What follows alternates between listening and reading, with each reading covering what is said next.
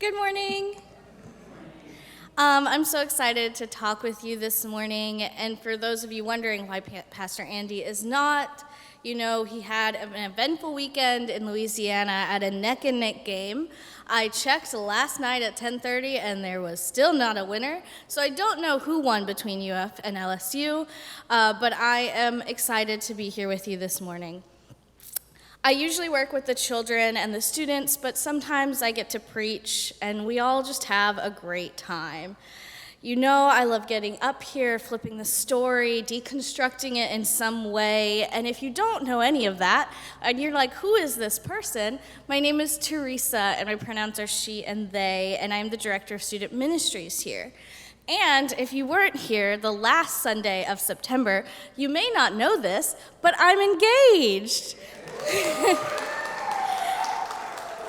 But in all honesty, you probably do because I won't stop talking about it. My friends are probably sick of it, but I am just so excited. I was so excited when I was asked to preach and looked at the scripture, and I was like, oh my God, a wedding! And I thought this would be the time that I would have everyone's undivided attention to talk about a wedding, and I jumped at the opportunity without reading anything else of the scripture. And this might shock a lot of you to hear this, but I was never the girl that talked about getting married when I was little. I frequently talked about becoming the first woman president and becoming a diplomat, but I never wanted to be a princess or a queen or get married or wear a dress. That was just not me. It wasn't until I found someone that I loved so much that I started talking about marriage. I don't know if I was maybe unsure about getting married when I was younger. I struggled a lot with insecurity within myself, but also insecurity with my own sexuality and coming to terms with being bisexual and what that meant for me in my future of getting married. But through a lot of therapy and learning to accept myself and being authentically myself, I was able to open myself up to be loved by someone who's amazing. And you may not know Peter, and I could stand up here and just do a whole sermon about how great he is, but that's what my vows are for, so I won't get into that right now. But I am so excited to be planning a wedding with someone who truly knows all of me and loves me, and I truly know all of him. So yes, I am excited to talk about weddings. My wedding, your wedding, a first century wedding from the Bible. It really doesn't matter. Any type of love ceremony, I want to talk about it. But that doesn't mean everyone does. Weddings or talk about weddings does not always bring positive emotions for everyone. The idea of a wedding can bring joy to some, but can bring up grief for others. Grief from a divorce or death. I know it is so difficult for me to think about how happy I am and know that my mother will never meet Peter. My brother got married last month, and there were many times where we stopped the festivities to grieve out of pain for our mother not being there. It may bring up anger from a family member who chooses to spew hate instead of recognizing your love. Anger due to an affair or pain that has been brought to you. It may bring resentment towards others who get to experience love and a wedding that you didn't have. It may bring up pain from those you no longer talk to that were so important to you in your wedding party, or pain from those who were invited and never showed. There's a lot of emotions behind the idea of a wedding.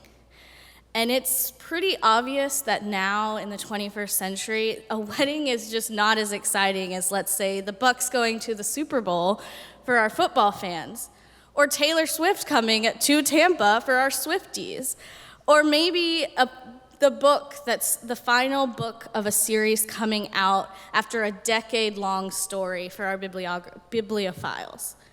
I could keep going because society has so many other great things to talk about than a wedding.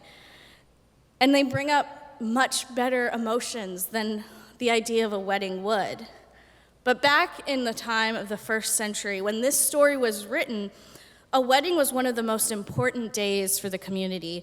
You see, the wedding was the only time the community got a chance to escape their mundane life and to experience a party that wasn't connected to a religious holiday. You know, the rabbi was allowed to stop his studies of the law to attend the festivities. The bride, the groom, and the guests were excused from their own religious duties. A wedding was a time for everyone to be included, and nothing else was important. Food, drink, dancing, a ceremony to escape. The only event that isn't directly related to a religious holiday was a wedding. So when Jesus started talking about a wedding, everyone listening to him leaned in.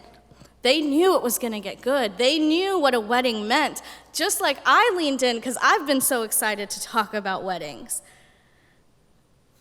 And then he said this story. This scripture is not what I was expecting at all. I have so many questions, mostly due to the fact that I am reading it in a 21st century lens. But I can't help but wonder, where is the bride? We talk about the bridal party, the groom, the person screaming, where is the bride? Why is the groom late? Why is everyone late? Why did everyone go to sleep? Why are we calling the bridal party foolish? In other interpretations of the Bible, it's the bridesmaids that are foolish. And some of these questions could be answered by a simple Google search, so I did. Did you know that in first century, that the wedding can't start without a groom? Everything else didn't matter, but the groom could choose when he wanted to show up. It could be at 6 in the morning or 3 at night. He just came about. And in this story, he came in the middle of the night, not telling anyone, and then he tries to start the party after everyone just woke up and ran out of oil. How is that reasonable? So these bridesmaids needed to make sure that they had oil to light the way for the groom and the bridal party to begin. And he decided to start it in the middle of the night when everyone was asleep, and their lights were on this whole time. So of course it makes sense that 5 of them ran out of oil. I still don't understand why the other 5 wouldn't share. I think that maybe it does have to do with them wanting to not seem imperfect, to seem that they had everything they need. But then the 5 bridesmaids, the foolish bridesmaids, left to go get more oil.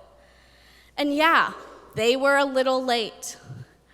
But then this guy has the audacity to deny them entrance to a wedding because they ran out of oil and had to go pick some up.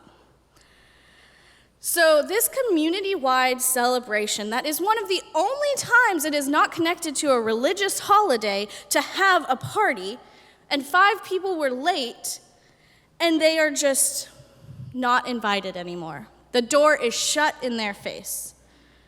How is that fair? I forget so many things. I could have been one of these bridesmaids, one of these bridal party members. It could have been any one of us. Personally, I have already chosen my bridal party, and I have a group of 9 amazing people to stand beside me on my wedding day, very close to the number in this scripture. And if Peter had the audacity to kick them out of my wedding because they were late, and let me tell you, I love each and every one of them, but a lot of them are notoriously late people, we would be having a not-so-fun conversation on our wedding. Fun fact, Peter was late this morning, so I would have called him a hypocrite. But that is not who he is, thank God. But it's also not who I think God is either. I just don't get this story. I don't get how we can call 5 people foolish for forgetting something, and I don't think it's fair because it doesn't take in consideration everyone's differences. Maybe they are neurodivergent and struggle with time blindness, or they struggle with brain fog, or something else is going on in their life where they forgot oil. It is not fair to kick them out of the entire community gathering. So with all of these questions, I was like, you know what would help? Reading the scripture around it. That did not help. Because you see, the parables around the scripture are sandwiched between one scripture portraying God as a slave owner and another scripture where people cast God as an absentee landlord.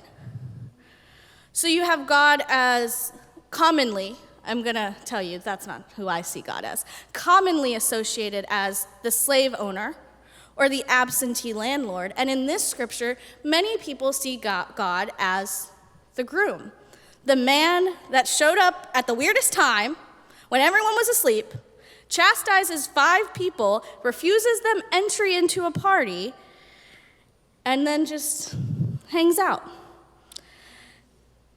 This interpretation of all 3 of those parables commonly casts God as an oppressor, the dominating role.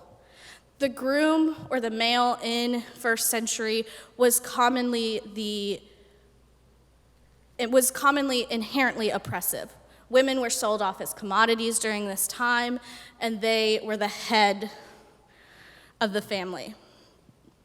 So portraying God as these characters is not helpful at all. In fact, it is extremely effective in continuing to further marginalize our listeners. Portraying God as hostile and cruel, why would you want to believe in someone like that?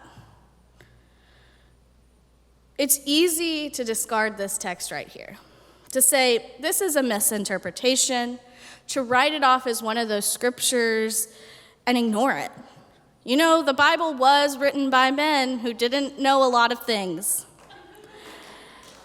Thank you. But my job up here today is to not take any of that as truth. Because I know that to heal from the heteronormative, toxic, patriarchy-drenched interpretation of the Bible, we must take back the narrative. Thank you. You see, our Creator, our God, is a redeemer of justice, a liberator, a God of plenty, a God of enough, a God of love. So you may be wondering, well, if God isn't the bridegroom in the story, where do you see God, Theresa? Where is liberation in this? Well, after sitting with this text and really focusing on how much I hate that we call the 5 that forgot the oil foolish, maybe God is behind that closed door with the outcasts. Maybe this parable isn't supposed to highlight everyone as perfect, and if you get there on time and you have enough oil and you light the way, everything will be great because you're in the party. Maybe this parable is supposed to highlight the pain and the ugliness behind a closed door. How we may act inclusive, but in the final hour we ostracize and kick out people that are different or wrong. When we say all are invited to participate, but then you have to fit this very specific mold. You must interpret scripture the same way I do. You must wear what I tell you to be, wear what I tell you to wear, act like I tell you to act, love who I tell you to love, and then you'll be accepted and invited into the wedding. How is that love? How is that meeting people where they are? Our Creator is not a bouncer keeping us out of the party. They are with us in our pain of being refused. Understanding how much it hurts, they support us in that pain and show us a new way to love, a way to change our minds, to break molds, to know that even though I certainly love talking about weddings, it doesn't mean I'm going to stop trying to make change and, I don't know, maybe become a diplomat. I do hope that I am no longer the first woman president. I do hope something comes before the time that I could do that. But God is with us when the world calls us foolish, or not good enough, or late, or wrong. in our sorrows and in the outside of a wedding with no one else around us. We have our light lantern and we have oil. So let us light a new way. Let us find a new path to find a place without barriers, a sanctuary for all. Thank you.